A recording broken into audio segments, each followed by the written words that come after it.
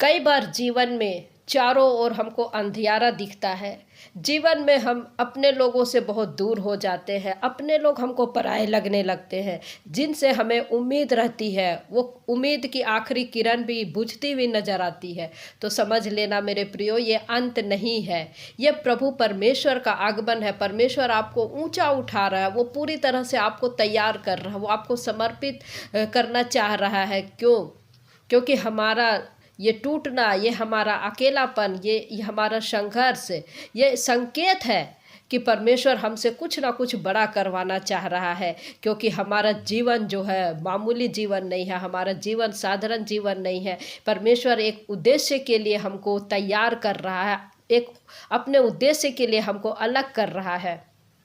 लोग हमारी मुस्कुराहट को देखते हैं, लेकिन परमेश्वर हमारी आंसुओं को देखता है। उन आंसुओं को जो हमने कई रात अपने बिछौने पर हमने गुजारे हैं, आंसू बहाए हैं, उन आंसुओं को परमेश्वर हमको देखता है। दुनिया भले ही हमको कमज़ोर समझती हो, जब हम लोग रोते हैं, जब हम लोग चुप हो जाते हैं, दुनिया हमको हारी हुई समझती है। लेकिन हम ना तो रोते हैं, ना तो हम चुप रहते हैं, लेकिन जब हम प्रभु के सामने में गिड़गिड़ाते हैं, परमेश्वर हमको तैयार कर रहा होता है। हमको घबराने की ज़रूरत नहीं है, क्योंकि हम साधारण या नॉर्मल लोग नहीं होते, क्योंकि हम एक योद्धा है, हम एक योद्धा है और हमको परमेश्वर चुन रहा है, जिसका हमको एहसास नहीं होता है। परमेश्वर अपने लिए हमको तैयार कर रहा है, जिसका हमको एहसास नहीं होता है। मेरे प्रियो, हाजिरा के जीवन में देखिए परमेश्वर कैसे उसको जंगल में, जब वो पूरी तरह से अकेली थी, परमेश्वर ने मुलाकात किया, परमेश्वर की दर्शन उसको मिला।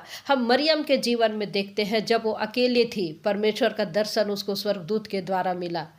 तो हमारा ये अकेलापन, हमारा ये संघर्ष, हमारा ये टूटना, ये किसी प्रकार की सज़ा नहीं होती है, किंतु ये परमेश्वर की ओर से एक बुलाहट है अपनी योजना को पूरी करने के लिए। परमेश्वर चाहता है कि हम पूर्ण रूप से समर्पित हो जाए परमेश्वर के लिए, ताकि वो हमको इस्तेमाल कर सके।